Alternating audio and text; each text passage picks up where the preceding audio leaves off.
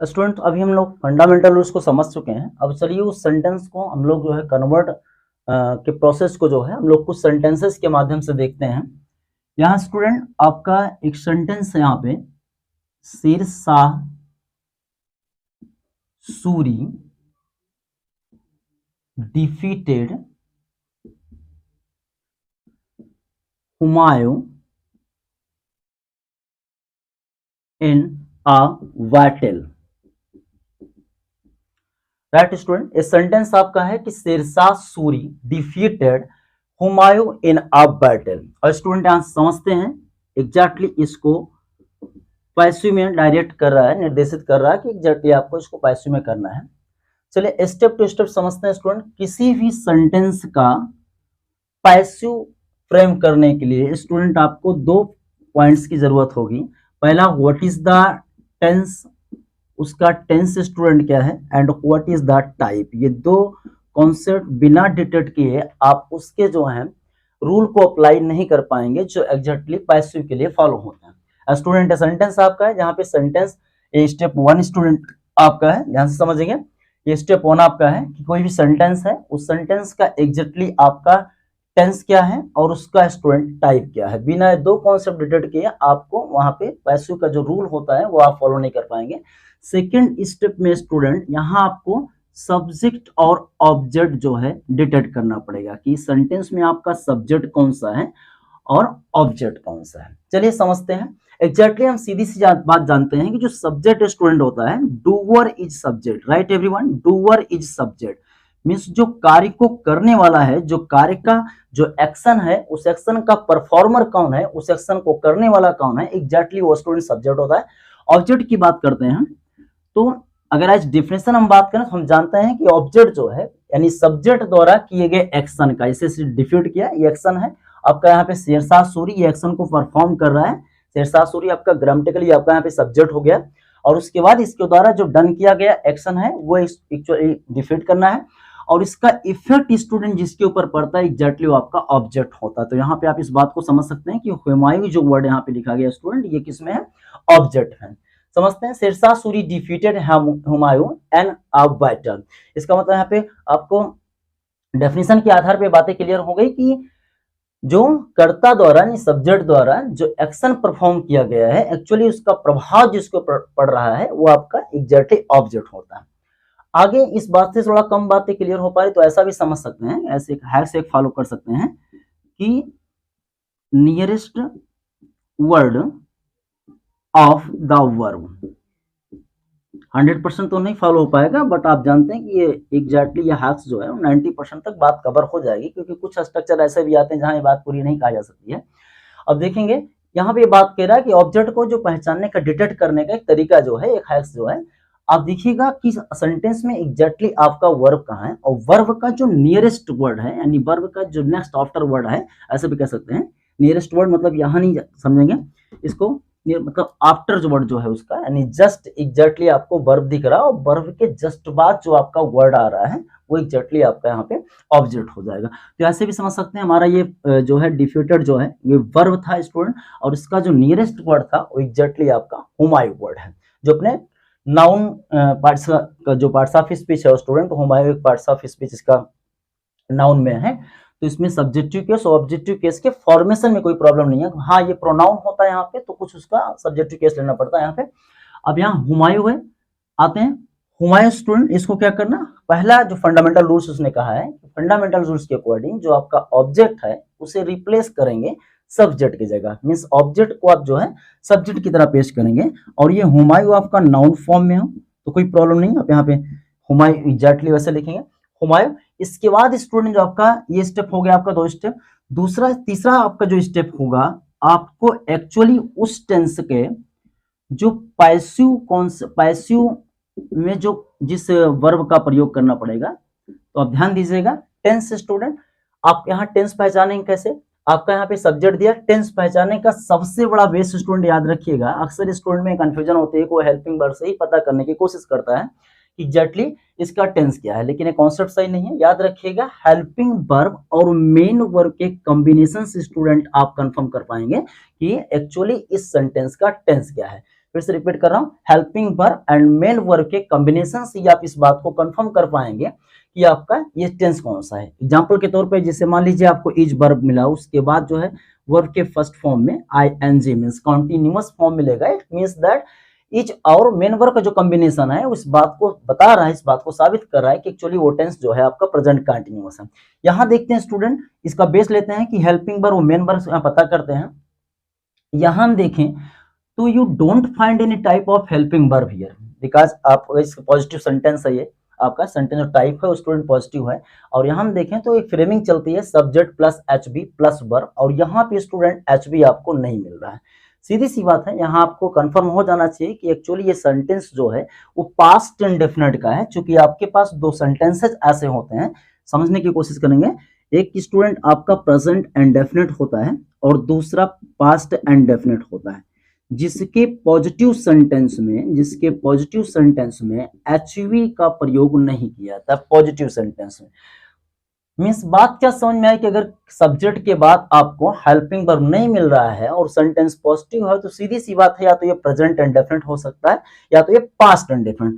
और श्योर कैसे हो सकते हैं, यहाँ पे स्टूडेंट आपको सब्जेक्ट मिल रहा है शेर शाह सूरी, और इसके बाद जो है आपको यहाँ पे डिफिटेड आपकी वर्ब मिल रही है और वर्ब का स्टूडेंट यहाँ पे सेकेंड फॉर्म मिल रहा है। सीधा सीधा इस बात पे आप कंक्लूड कर सकते हो कि सब्जेक्ट के जस्ट बाद आपको वर्ब की सेकंड फॉर्म मिल रहा है। इसका मतलब है कि ये सेंस जो है श्योरली जो है पास्ट एंड डेफिनेट का टेंस है। राइट स्टूडेंट, ये श्योरली जो है पास्ट एंड डेफिनेट का है।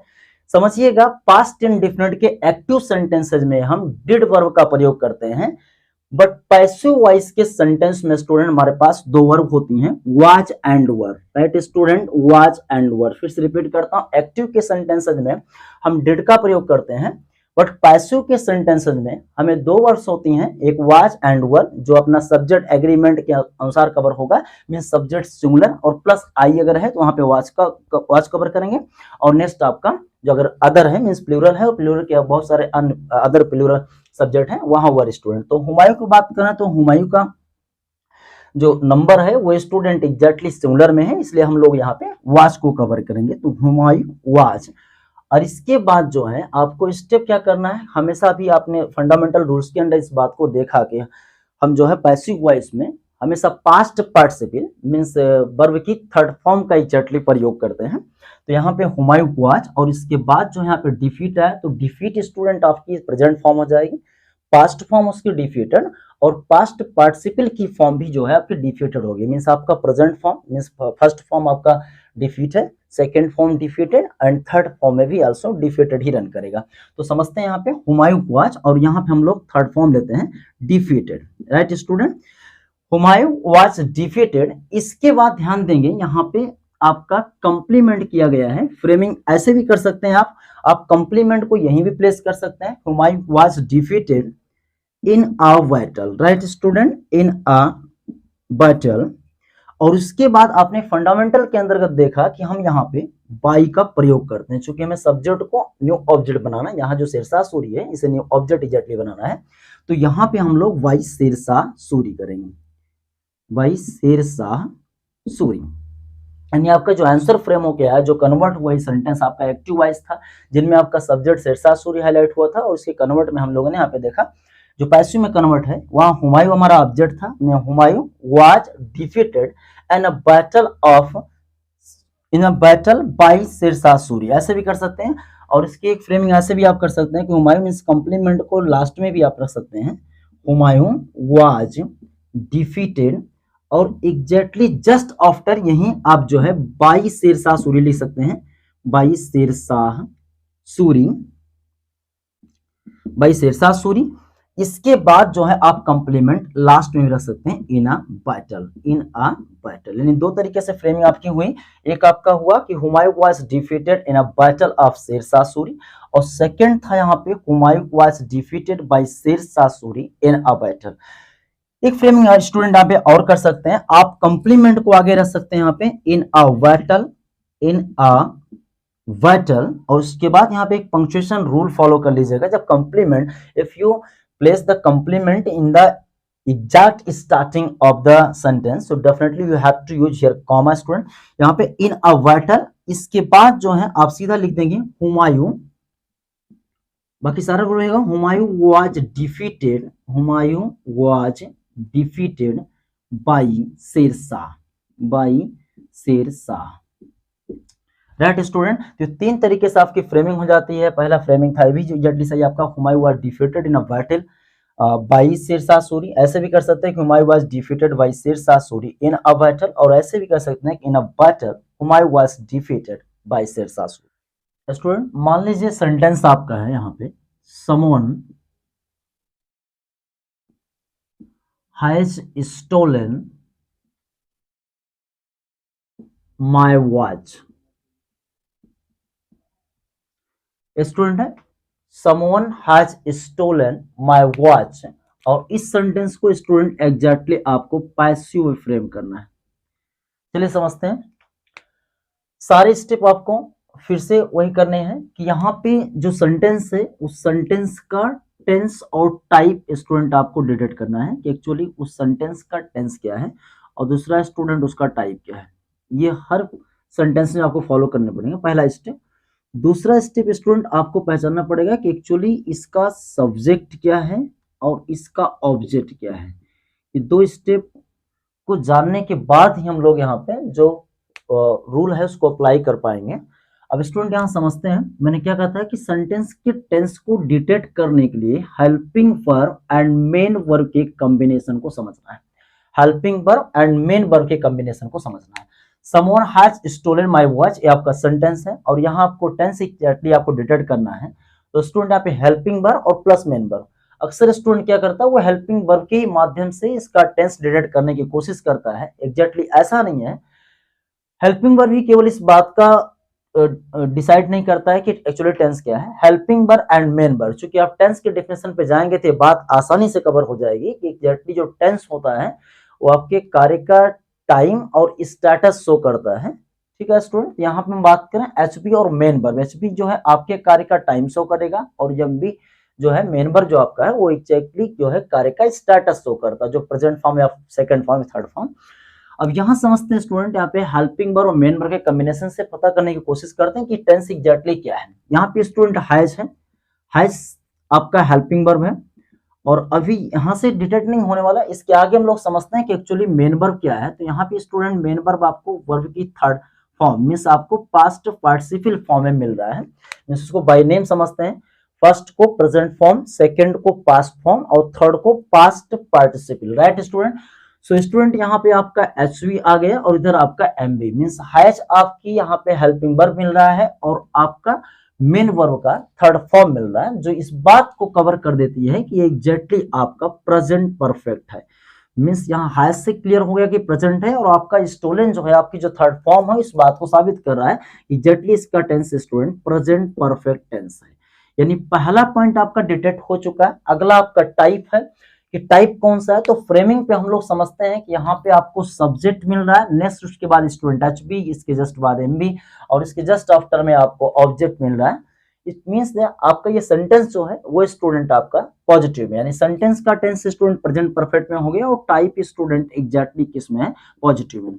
याद रखेंगे इसको, नरेशन से कृपया न रिलेट करें, लेकिन नरेशन से क्योंकि जो नरेशन में बात होती है तो वहां पे कुछ ऐसे रूल होते हैं जो यहाँ से इतना सिमिलर होते हैं कि स्टूडेंट कंफ्यूज हो जाता है।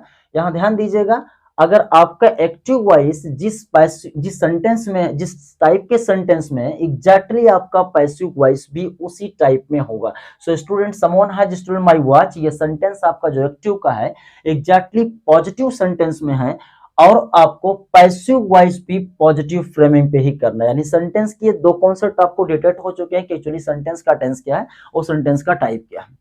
अब समझते हैं सेकंड स्टेप में आपका सब्जेक्ट सेंटेंस का क्या है और उसके बाद ऑब्जेक्ट क्या है। स्टूडेंट मैंने पहले बताया कि जो डूअर होता है, जो एक्शन का डूअर होता है, जो एक्शन को परफॉर्म करता है, जो परफॉर्मर होता है, वो स्टूडेंट यहाँ पे आपका सब्जेक्ट हो जाएगा। तो someone has stolen my watch, यानी इस स्टोल वर्ब को परफॉर्म कौन कर रहा है, तो स्टूडेंट समवन आप कर रहा है। इसका मतलब आप पिन पॉइंटेड बात यहाँ पे कवर कर सकते हैं कि एक्चुअली ये सब्जेक्ट है।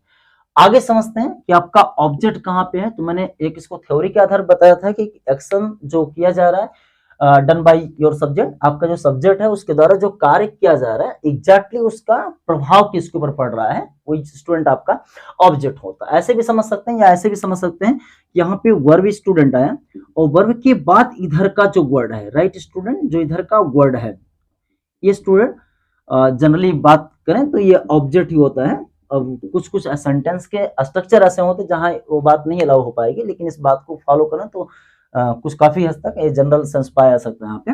अब यहाँ पे आपका स्टोलन आपका वर्ब है और इसका जो नजदीकी वर्ड है वो स्टूडेंट यहाँ पे माई वॉच है। द नियरेस्ट वर्ड मीन्स ऐसे कह सकते हैं कि जो आपके वर्ब के जस्ट आफ्टर में आया है एग्जैक्टली वो आपका क्या है, ऑब्जेक्ट है, ऐसे भी समझ सकते हैं। तो माई वॉच स्टूडेंट आपका ऑब्जेक्ट है और पैसिव रूल के अकॉर्डिंग आप समझते हैं इस बात को कि माई वॉच को आपको सब्जेक्ट बनाना पड़ेगा। फिलहाल नाउन फॉर्म में है तो सेम वैसे चला आएगा।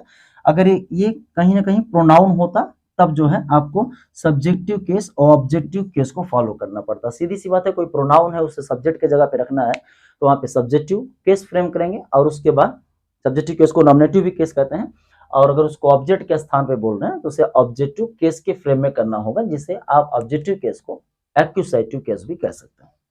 ऐसे समझते हैं।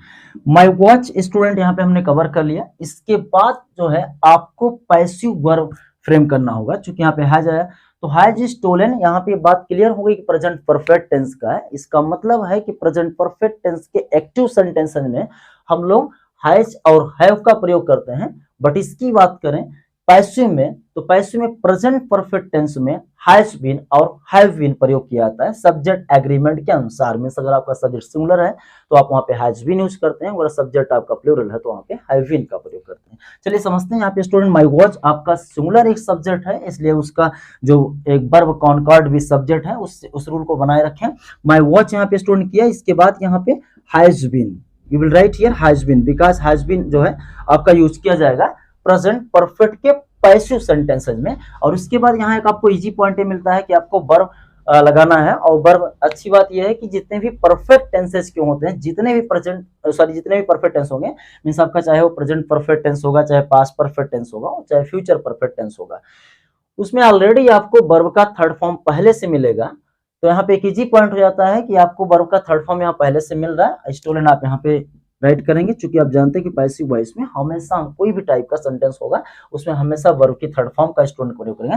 My watch has been stolen, इसके बाद स्टूडेंट हम लोग बाई का प्रयोग करते हैं। इसके बाद यहाँ पे समवन, अब बात समझेंगे, यहीं पे समझेंगे इस बात को। यहाँ कुछ स्पेशल स्ट्रक्चर को समझाने के लिए बात मैंने समवन से डाला है। अभी तक तो जनरल जो रूल था आपने देखा कि my watch has been stolen by someone, यानी जिस तरीके से आपका एजेंट का मतलब होता था उस तरीके से आपने किया। लेकिन यहां समझने की कोशिश कीजिएगा, ये जो समवन है ये एक्चुअली क्या है, इनडेफिनिट प्रोनाउन है। ये एक्चुअली इनडेफिनिट प्रोनाउन है। थोड़ा सा ये एक्सेप्शनल सेंटेंस जानबूझ के लिए ये उसका एक्सेप्शन है। बाई प्लस एजेंट जो रूल आप कवर करते हैं, बाई प्लस जो न्यू ऑब्जेक्ट का रूल है उसको थोड़ा सा ये अपोज करता है इस रूल को।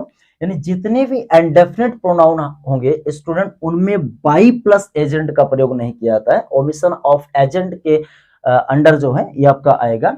तो आपका जो एग्जैक्टली सेंटेंस होना चाहिए वो यहीं तक होना, मींस यहाँ पे बाई प्लस जो है न्यू ऑब्जेक्ट का प्रयोग नहीं करना है। यानी जो आपका जो सेंटेंस आपका फ्रेम होगा वो इस तरीके से फ्रेम होगा, my watch has been, my watch has been stolen, यहीं तक क्लियर कीजिएगा। इसके बाद बाय समवन, एंड जितने भी इंडेफिनिट प्रोनाउन है, समवन, एनीवन, एनीबॉडी, जो भी कुछ है, ठीक है। तो my watch has been stolen यहीं तक फ्रेम कीजिएगा। यानी यहाँ पे सावधानी करना है कि यहाँ बाई प्लस एजेंट का प्रयोग नहीं किया जाएगा। यानी समवन, नो वन, एनीवन, ऐसे करके कोई भी टाइप का, मींस ऐसे पिन पॉइंट करके समझते हैं कि जितने भी इंडेफिनिट प्रोनाउन है, अगर वो इंडेफिनिट प्रोनाउन को न्यू ऑब्जेक्ट के रूप में फ्रेम करना है तो स्टूडेंट वहां बिल्कुल जो है बाई प्लस एजेंट का प्रयोग नहीं करेंगे।